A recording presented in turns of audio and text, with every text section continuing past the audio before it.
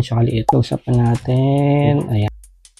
Anong resin na to? 30 minutes. So, is to scrape off yung excess na resin. So, bibilin siya kung stone chip lang. Pero pag crack, consult your glass specialist.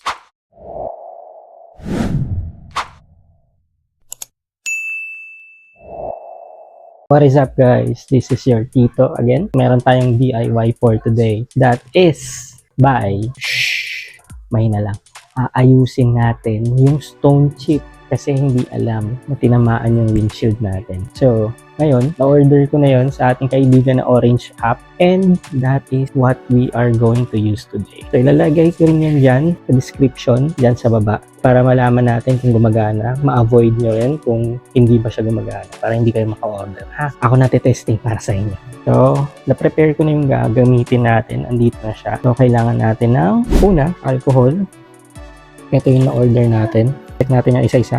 Tapos, isang malinis na basahan. Yung isa, pang initial na punas. Yung kabilang side is yung pang pangalawang punas. So, ngayon, ito, check natin kung ano yung mga laman. Tsaka kung ano yung instruction. Okay? So, guys, ito na. Ito na yung laman yan. Box natin isa-isa. Unang-una, makukuha natin sa loob ng plastic ay itong windscreen repair resin. So, resin siya. Pangalawa is, hindi ko alam para saan to. Parang blade siya eh. Kita nyo ba guys? Ayan, blade. Medyo matalas siya, kaya ingat kayo. Pangatlo, itong user manual. Pang-apat, film. Ang daming film. Hindi ko alam ilan to. That is 1, 2, 3, 4, 5. So, merong 5 film. So, yung manual ng pag-DIY. So, ako na lang magbabasa nito. Panoorin nyo na lang sa instruction kung paano gagawin. Pabalikan ko kayo rito guys. Babasahin ko muna to para hindi natin masayang. Tsaka kung anong alternative kung wala tong UV light na for curing. Okay? Babalikan ko kayo. Nabasa ko na yung instruction kung paano gagawin natin doon. So, kunin muna natin yung unang step is linisin dapat. Ito. Kailangan natin to panlinis. Kailangan din natin to. Tapos, babalikan natin yung mga yan para hindi magdumi. Dyan muna sila. Okay? Let's go! So, hanapin natin yung spot na tinamaan yung stone chip. Maliit lang siya eh. Pero, sabi kasi sa group ng Innova is pwede itong lumaki. Makikita nyo, eto siya. Ayan, ganyan siya kaliit. Close up na natin. Ayan. So, ngayon, yan lang ang target natin. Dapat linisan muna natin yung ibang parts. Kita nyo mga medyo madumi. So, may mga small particles yan. Balahibo pa ng aso. Dapat hindi yan sasama sa resin natin. Sige. Simulan na natin linisin to. So, guys, ito na. Linisan natin yung part na to. Yung merong maliit na stone chip. So, dapat di ganun kalakas yung boses natin kasi hindi alam na natamaan ko ng bato. So, first is wipe off natin yung mga dust and unknown particle. So, yan, lumilitaw na yung may stone chip. Sana makuha ng resin na to o kung ano man yung laman yan. Yung problema natin dito. Napakaliit na stone chip pero pag kinlaim nyo yan sa insurance nyo, medyo malaki gastos. By the way, nakuha ko lang to sa ating Shopee app. Lalagay ko yung link doon. Subukan muna natin to bago tayo mag-claim ng insurance. So guys, kung ito yung itsura nyo, wala tong paa. So, tansya-tansya lang nilagay nyo. Tataktak nyo rito. Tama ba? Hindi ba nang nakagamit na nito? Ako, first time ko itong gagamitin. So, tingnan ko kung paano gagawin. Ayun.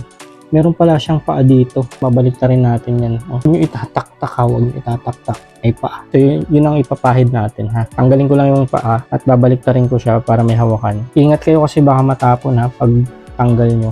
So mangyayari is eto ilalagay nyo siya dito. Tama ba? Parang hindi kasya. Hindi kasya eh. So mano-mano natin siyang gagamitin. Ito, gloves na lang kayo Medyo may amoy yung resin So mag-gloves na lang kayo. So sasaw nyo yan dyan. Tapos, ilalagay siya natin dito. Ayan.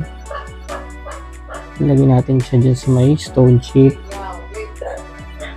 Tapos sabi doon, if may UV light ka, that's only 15 minutes na iiwanan mo siya. So ngayon, takpan natin. Kuha tayo ng isang transparent film kanina. Ilalagay natin siya dyan for 30 minutes. So, let's see. After 30 minutes, babalikan natin yan.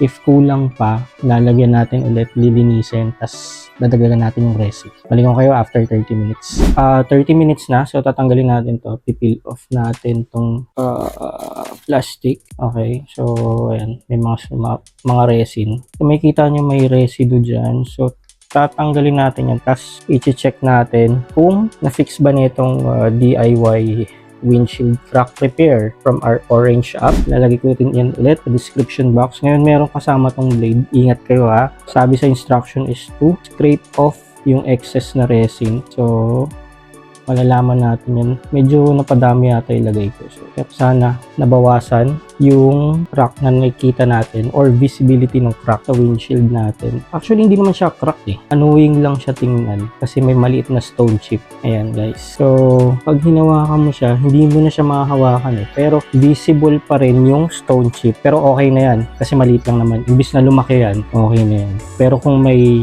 insurance kayo, might as well claim yung insurance nyo. Aksidente, hindi natin maiwasan. Verdict ko dito is gumagana naman talaga siya. Pero dito lang, para dito lang sa mga stone chips. Ayan, nabawasan siya. So, ang gagawin ko dyan, ulitin ko pa uli yan para siguro mabawasan pa yung visibility niya. Pero pag kinapa nyo siya, pantay na siya nung salamin. Okay, so check natin sa loob kung kita yan. Pasok tayo sa loob ng sasakyan. Tingnan natin dito. Sa loob is, ayan siya. Oh. Actually, dito sa loob di nakita eh. Sa labas na lang, yung stone chip. Ang makikita nyo na lang dyan sa video is yung fingerprint ko. Sa labas na lang talaga yung nakikita. Siguro dahil sa resin nyo. Final verdict ko is, bibilin siya kung stone chip lang.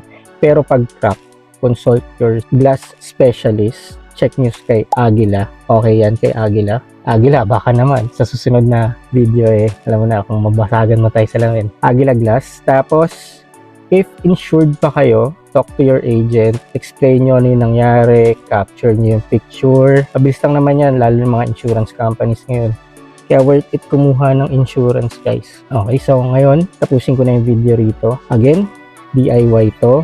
Hindi to talaga makaka-cure ng crack ng windshield nyo. Ilalagay ko again yung link kung saan ko nabili dito sa baba. Tapos, kayo na lang humusga guys. Pero ako, okay na ako dun sa stone chip. Hindi na nakakapa ng daliri natin. Kasi nung una kita siya, pag hinawakan mo lumulubog talaga. So, good job dun. Medyo may tulong yung resin. Until our next DIY, kung ano pwede natin gawin dito kay Turbo. See you guys.